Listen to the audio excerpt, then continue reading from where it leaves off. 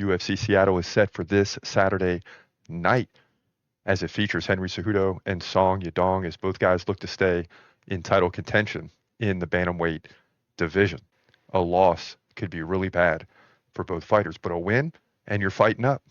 Also, in the co-main event, you got a big one, middleweight division. Brendan Allen, 24-6. Anthony Hernandez, 13-2. This pits two Americans against each other. Also in fight three, featherweight division, you got Gene Silva, Brazilian, 14-2, taking on Melsik Bagdasaryan. So you got three big fights. Those are the big three, but there's some other big ones as well. Join us as we break down six of the biggest fights and get to the rest of the card here at UFC Seattle. Broadcasting live from an undisclosed location. This is the TCMMA Podcast with your host, Chris Cross. Whoa!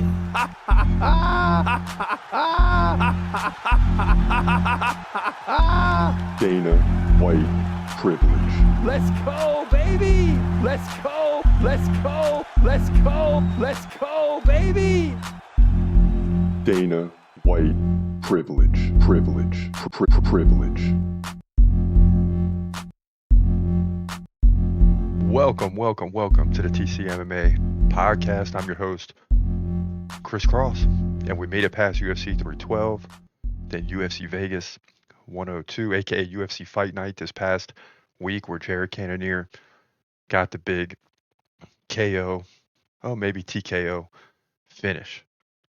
Now, it's time to look ahead to UFC Seattle, which does feature a huge bantamweight main event between Henry Cejudo and Song Yadong.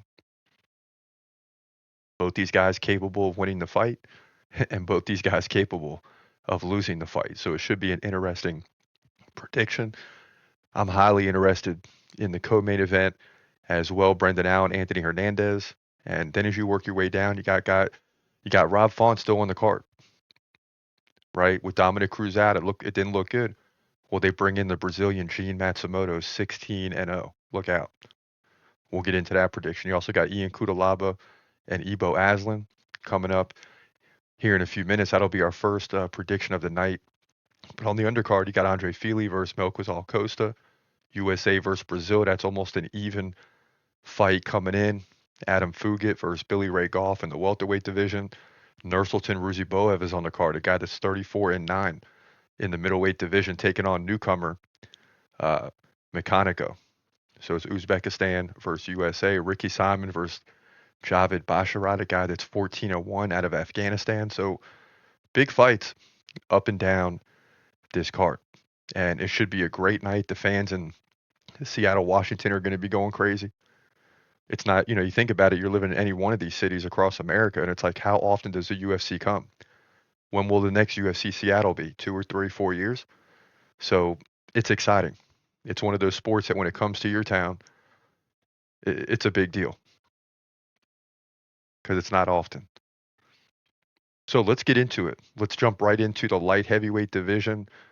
We didn't plan on getting into this fight too deep, but this fight is trending, believe it or not. It's Ian Cutelaba, big name, 18-10 though, taking on the up-and-comer from Turkey, Ibo Aslan, a guy that's 14-1. He's a slight favorite in this fight, and it should be an interesting one, right? Two big guys at 205 pounds getting ready to throw down, and let's jump right into it. In the light heavyweight division at UFC Seattle, you got Ian Cutelaba taking on Ibo Aslan. I like this fight. Cutelaba 18-10 from Moldova. Aslan 14-1 from Turkey. Okay. Aslan 2 inches taller is 6'3". He's 28, just entering the prime window. Cutelaba right in the middle of the prime at 31. Aslan 3-inch reach advantage. He fights right-handed. Cutelaba fights southpaw or left-handed. Now Aslan so far in less fights is more active with 8.3 significant strikes per minute. That's impressive. Cutelaba right around the UFC average at 4.3 per minute. Now Aslan, no takedowns yet, none needed. Cutelaba lands more than one takedown per round. He also has a 75% takedown defense. He beat Ivan Ursuline by split decision in the last fight. Lost to Felipe Lins, beat Tanner Boser, and lost to Kennedy Zuchukwu, Johnny Walker, Ryan Spann, and Dustin Jacoby. Fought to a draw, beat Devin Clark. So that's kind of where he stands. He wins some, he loses some. Struggled for a little bit, but back on in the winning ways right now. Now, Aslan, a.k.a. the last Ottoman. I hear you. 100% takedown defense. This is coming in 3 fights. Beat Rafael Cerqueira by first round KO. Beat Anton Turkal by third round KO. And Paulo Renato Jr. at the Contender Series by first round KO. So this guy's been impressive so far. But Kudalaba's got all types of experience. This is why this is basically a toss-up fight. I mean, Aslan is a slight favorite, and I get it because he's landing so many significant strikes per minute. He's defending all takedowns, which plays right into the KO power. And I think that continues here against Kudalaba, who fights well. I mean, he could win this fight, right? He fights well against fighters like this, but, you know, he was KO'd against Kennedy. He was subbed against Ryan Spann and Johnny Walker. So the guy's capable of being finished. And Ebo Aslan is not 14-1 for no reason, right? The guy can bang. And I expect this guy to be tough. He's from Turkey, obviously. So he's going to have some toughness there, something to fight for. And I just like Aslan to get the job done over Kudalaba. Just too many losses, right? 10 losses, forget about it. Ebo wins by second round KO, in my opinion, to move to 15-1, light heavyweight division, UFC, Seattle. And that's definitely a tough pick because, you know, Kudalaba is the guy that can win against anybody, right? He just seems like he's low to the ground. He's got that power in his legs, and at any time he can finish anybody. So Ebo Aslan has got to be careful. But because he's 14-1, that proves that he is careful. He knows what he's doing. He wins over 90% of the time. And therefore, we got no reason to go against him. But I am conscious of the fact that Ian Kudalaba is a good fighter, right? Very capable of holding his own in this fight. Make no mistake about it. Now, as we work our way up in this card, we jump into the main card now. Rob Font versus a guy in Gene Matsumoto that they're bringing in to keep this fight alive, and it's really beefed up the card, especially the first fight in the main card. So, you know, Rob Font needs a win. He's starting to slow down. And then Matsumoto's 16-0, Brazilian, undefeated. So he's no joke, and it's really going to test Rob Font, who can't afford to lose his fight, but he's running into a wall, at least it would seem like. But you never know which way we're going to go with the prediction because we like veterans. So check this out. In a catchweight fight at UFC Seattle, got Rob Font taking on Gene Matsumoto. Font 21-8 from Puerto Rico. Matsumoto from Brazil 16-0. My goodness. Rob Font 2 inches taller, 5'8". He's 37. The Brazilian just 25 years old. That's a lot of fights at 25. Font 3-inch reach advantage. Both guys stand right-handed. Both guys, you know, over 5 significant strikes per minute, very active. And both guys like, one takedown every 3 rounds. Now Font, 44% takedown defense. That could be a problem here. Beat Kyler Phillips by decision. Not a bad win. Lost to 2 good ones in Davis and Figueiredo and Corey Sandhagen, but both by decision. Giving up 11 takedowns to 1 in those 2 fights. So that's where the problem lies. But he beat Adrian Yanez, remember? And he was looking good up to that point because before that he lost to Marlon Vera, Jose Aldo, and won about 4 fights in a row. So since the 4-fight win streak, he's 2-4, struggling, but against good fighters. Matsumoto, 57% takedown defense. That's not great either. Now he beat Brad Katona by decision, Dan Argueta submission, and Casey Tanner at the Contender Series by decision. Very tough fight to predict because we know what Rob Font is capable of. Gene Matsumoto still has a lot to prove, but the guy is 16-0. He's Brazilian. Do I really want to go against him? Absolutely not. I like Gene Matsumoto to continue the 16-fight win streak and make it 17. And, he's just going to outpace Rob Font, who to me is going to start slowing down now at 37 years old. So youth versus experience. This one goes to the side of youth. And Matsumoto being Brazilian doesn't hurt. So he'll win likely by decision. I expect Rob Font. It's only 3 rounds. He'll put up a solid defense, try to make it a fight. He may win 1 round, but he could also get dominated in all 3. We'll see. But G Matsumoto wins by decision, in my opinion, to move to 17-0. Catchweight fight at UFC Seattle. Yeah, absolutely not. Are we going against a 16-0 Brazilian? You just might as well forget about it. I mean, this guy's a real problem. Of course, Rob Font is really good as well. But a 16-0 Brazilian? I already knew when I saw that. Other guys, it might matter who they fought in the UFC, where they fought prior to the UFC. Say they only got 1 or 2 UFC fights. Where else did they fight? If they fought at some big promotions, okay, that gives you some leverage. But 16-0 Brazilian fighter, I don't need to see any more because I know he's getting a lot of competition on the way up. So we got to go with Gene Matsumoto in this one. Now, as you work your way up in the main card, you got a big heavyweight fight, right? It really doesn't matter who's fighting in a heavyweight division because it's going to be some big boys and a chance for a KO. In this one, you got Alonzo Menefield, who needs to keep winning, right, for sure. And then newcomer Julius Walker. And these guys are always interesting because you get sort of the late call, right? They need to fill out this card. And when you stick 2 heavyweights in there, it really doesn't matter. You could put a decent heavyweight against a nobody. Not to say that that's who Julius Walker is. But you can do that, and if you get a big KO, the fans are going to go crazy, right? You need 1 or 2 of those fights.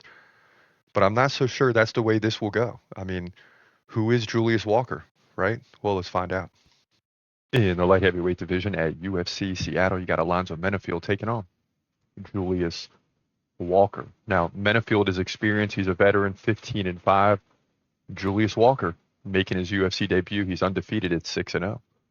He's also 4 inches taller than Menefield as he stands at 6'4". He's just 25 years old.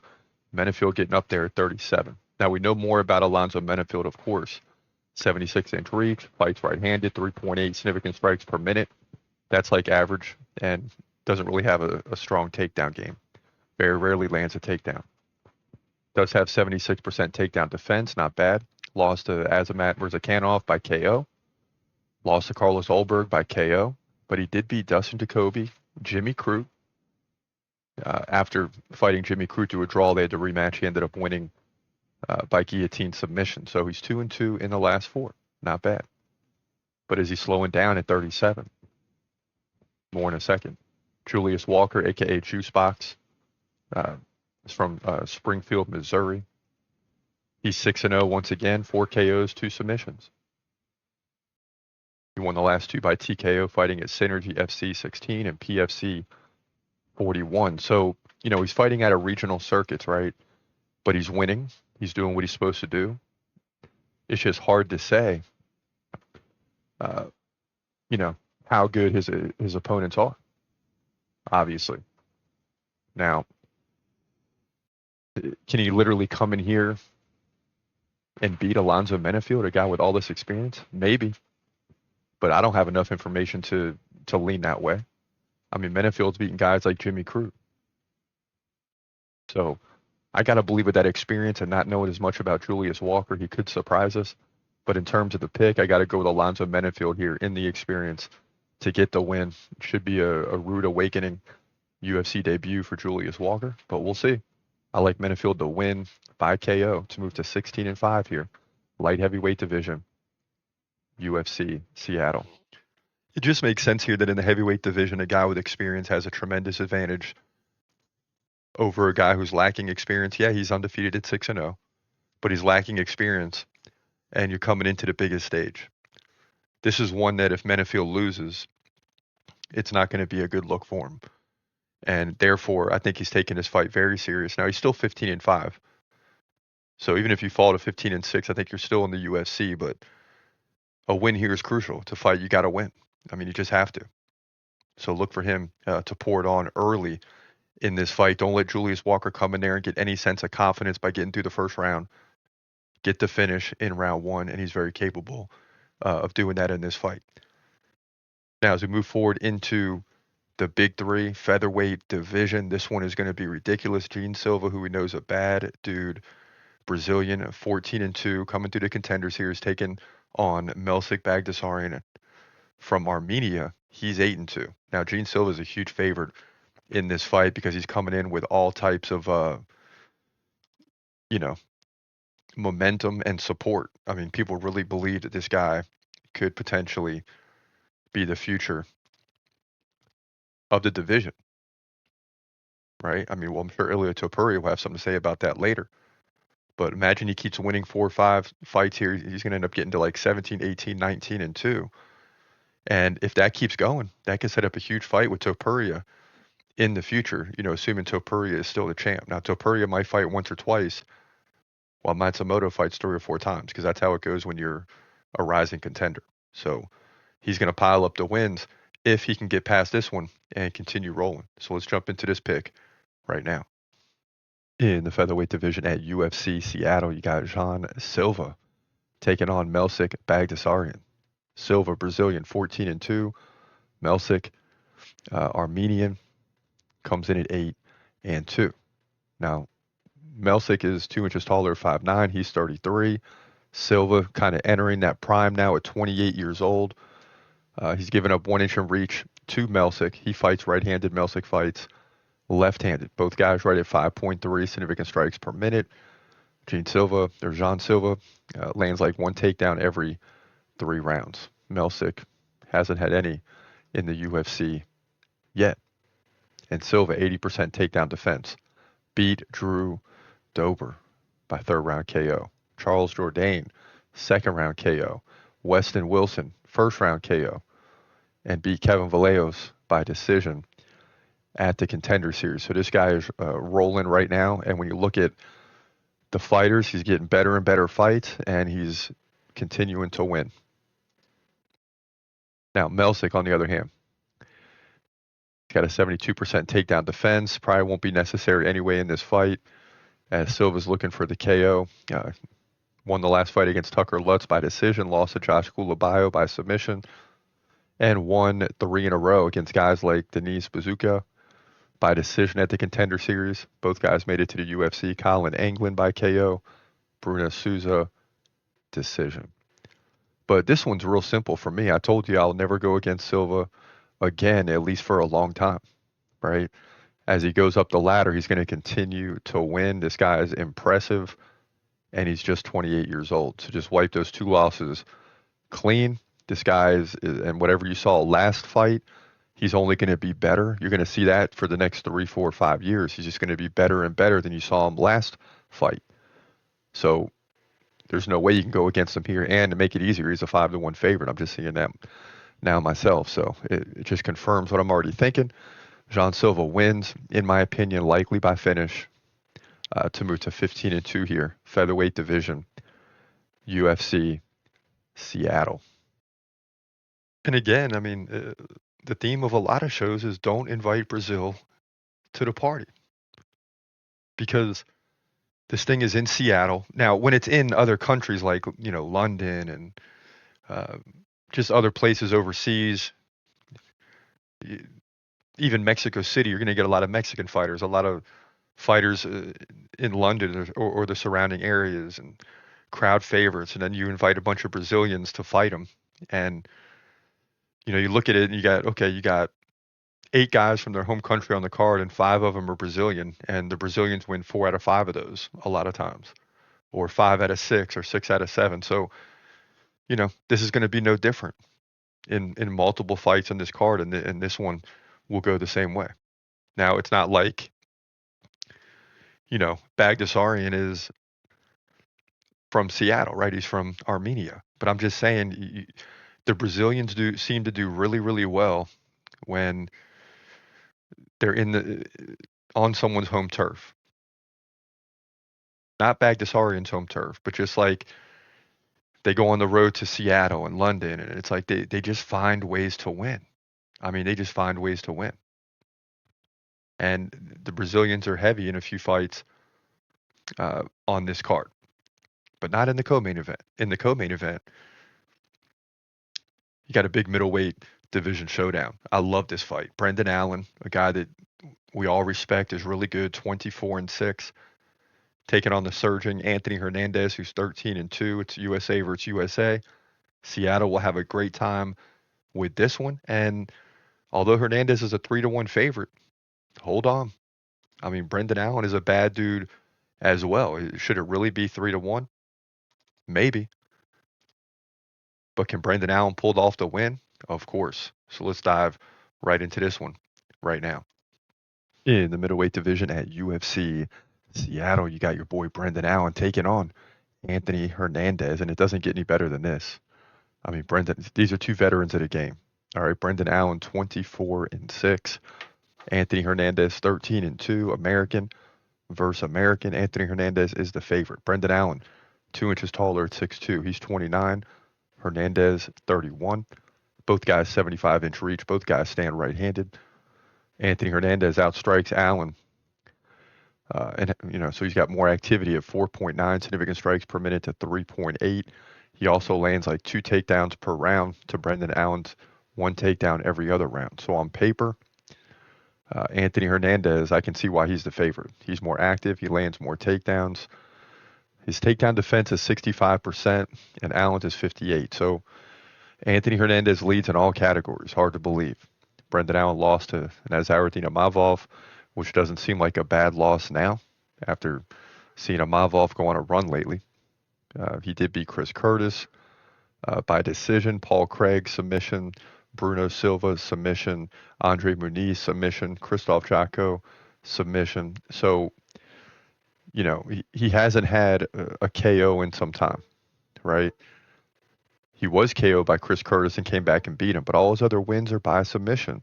But we know Anthony Hernandez can take the fight to the ground or KO you, right? He beat Mikel Pereira by KO. That was in the 5th round, so showing the endurance there. Beat Roman Kopylov by submission, Edmund Shabazian, KO, Marc-Andre Barriault, submission, and Josh Frem, decision. Just go all the way down the list. He hasn't lost since he lost to Kevin Holland back in 2020. And Kevin Holland was the fighter of the year that year. So he was on a major run. But since then, he's won 6 in a row. And I can't believe I'm saying this, but I got to go with Anthony Hernandez in this fight. I'm a Brendan Allen fan, but when you look at the numbers, I mean, Brendan Allen's going to have to put up a monumental effort here, which is possible. The guy has heart. But it just appears to me when you look at the numbers, it's overwhelming in every single category. Anthony Hernandez leads. Both guys are right in the middle of the prime. But Anthony Hernandez is just much more active, lands a lot more takedowns. And we'll see if Anthony Hernandez wants to do that in this fight, because Brendan Allen is no slouch on the ground either. So maybe that's something that could change a fight toward Brendan Allen. But, Anthony Hernandez has the KO power to go along with it. So he can choose to keep the fight standing, and he may very well do so. But in my opinion, he's winning. It's just a big question is, will it be a finish or a decision? I'm not so sure. But in my opinion, Anthony Hernandez wins and moves to 14-2 here. Middleweight division. This division is getting bigger and bigger every day in terms of depth here at UFC Seattle. And I forgot. Trying to look ahead at different cards, I'm like, the middleweight division is done for a while. And then you look at the co-main event here, and you're like, oh man, there's another one. I mean, the middleweight division, when you have all these fights in a short time, including the title fight where Dricus beat Sean Strickland, you got Hamza right there, you got a Mavov right there. Adesanya is still somewhat in the mix. Jared Cannonier got a win this past week. Now you got this fight. It's just the middleweight division is consolidating, and all the winners are moving up like they should, but in a short amount of time. And it's forcing this division to consolidate at the top. And it's very exciting. And I'll take it. Just keep giving it to me as long as you can. Because once the division goes on a break, it's going to be 3 to 5 months where some of the top fighters are going to be on hold. Now, if I'm Jared Cannonier and Adesanya, I'm booking that fight as soon as I possibly can. The loser is out. The winner is still alive. But in this one, I got to believe Anthony Hernandez is going to be part of that consolidation. And will probably cause some problems for guys that you don't think he'll cause problems for. We'll have to wait and see. I mean, who's he going to get if he wins this fight? I don't know. But if he goes in there and just dominates Brendan Allen, could he get a fight against Imavov? In which they tell Imavov, hey, you win this fight, then you get the title fight. The winner of Hamza and Dreykus, all that stuff could be a play here if Anthony Hernandez can get a big win. Remember I said that. But he's got to win first, right? Then in the main event, bantamweight division, the loser is out between Henry Cejudo and Song Yadong. I mean, you got to win this fight. Cejudo, since coming back, has lost back-to-back fights. If he loses 3 in a row, the return is over. We'll give you 2 fights. You didn't fight terrible, but you didn't win. Getting your legs back, getting the feel back. Since you come back 3 years later, you got a bunch of youth, and here you are now. All of a sudden, you're the older guy, and you're trying to make another run at it, and it's just harder because if he kept fighting those 3 years, how long does he hold on? He might hold on a little. He might hold on a year or 2 or 2.5. But you come back, and now you're looking at 4, 5 years since you've had the title. Makes it very tough. But this is a fight that he needs to win. It's a fight that Song Yadong needs to win. So let's get right into it right now. In the bantamweight division, your main event at UFC Seattle. You got Henry Cejudo taking on Song Yadong. Now, Cejudo, former champ, was gone for 3 years, has come back and lost back-to-back fights to Merab Dvalishvili, and before that, the champ, Aljamain Sterling, but that was by split decision. Again, he's 16-4. American, Yadong, 21-8 from China. Song Yadong, 4 inches taller at 5'8". He's just 27 years old. So 30 MMA fights in just 27. That's impressive. Cejudo, 37. The time is now. He's got to get going, right? Yadong, 3-inch reach advantage. Both guys stand right-handed. Song, 4.5 significant strikes per minute, 3.8 for Cejudo. But Cejudo can take the fight to the ground, landing 2 takedowns every 3 rounds. Not much to say in that department for Song Yadong. Also, Cejudo, 75% takedown defense. Again, he lost the last 2 fights since his return. Before that, he last fought in 2020 versus Dominic Cruz, who he KO'd in the second round to retain the belt. He also beat Marlon Moraes by 3rd round KO, TJ Dillashaw, Demetrius Johnson, Sergio Pettis, Wilson Reese. So a lot of wins before the retirement. Struggled since he's been back, but it's against 2 of the best fighters in the world in this division. Now, Song, 72% takedown defense. He's going to need every bit of that because Cejudo is going to try to land takedowns for sure. Against Piotr Jan, he lost by decision. 99-86 in significant strikes, 2 takedowns to 1. Before that, he beat Chris Gutierrez by decision and KO'd Ricky Simon. He also lost to Corey Sandhagen. So here's the deal. No disrespect to Song Yadong, but I can't see Henry Cejudo coming back and losing 3 straight fights. Yes, Song Yadong is a good fighter, but this is a fight down for Cejudo. It's like, okay, you got something to prove. You came back. We gave you a title shot after 3 years. People were up in arms about that. Then you fought Merab Dvalishvili, who looks unstoppable now. You lost that fight. Okay, so you lost to 2 really good fighters. Now you should be back in the groove. You should be back into normal training. You should be ready to go and fight 3. And I think he is, and he'll get the win here. Likely by decision. I think it's going to be a long, grueling fight, especially rounds 4 and 5. He'll try to hang on there. I believe he'll land takedowns early and often in rounds 1 through 3, and then he'll have to hang on in rounds 4 and 5 as he begins to get tired. But guess what? He's still going to win this fight because it's Henry Cejudo, and he's not losing 3 in a row, in my opinion. That's just how I feel, especially when he's fighting down against a 27-year-old. Look for Cejudo to win this fight by decision and move to 17-4 here, bantamweight division, UFC Seattle. Yeah, so there you go. I mean, you can't, like I said, you can't come back and lose 3 in a row. The career is over. You might as well retire after the fight if that's what happens. So I just can't see that happening. It seems more likely that Cejudo gets a win here, gets another big opportunity. If he can win that, then he's back in title contention. But he's really got to win 2 in a row. The name is big enough that if you can win 2 in a row, you have the opportunity to start calling for a title. But if you lose this, that opportunity goes bye-bye. So look for the best possible Henry Cejudo we can have right now. Look for him to be in the best shape uh, of his life per se since the return. Not ever, but since the return, he'll be in the best shape that he's been in over the last 3 years. He's going to take the fight very, very seriously, and to me, gets the victory. But we'll have to wait and see.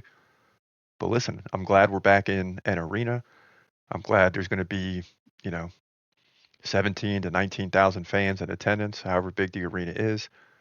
And as much as I love every fight night, when it's at the Apex Center, it's all right, but it's lacking the fans. I just love the fans when you have big finishes and the roar of the crowd and all that. That's what sports is all about. So glad it's in Seattle, and I know they're going to be crazy. They're going to be pumped. Uh, but we'll leave it at there. Until next time, later in the week, as I'm sure news is going to start breaking, as we are quickly approaching UFC 313 in about 2.5 weeks. Alex Pineda, Magomed, and Goliath. We got one more fight night before that, but a lot of news is going to start rolling in, and we're going to be back on the grind. Until next time, this is your boy Chris Cross. Have a great day, and God bless as always. Peace.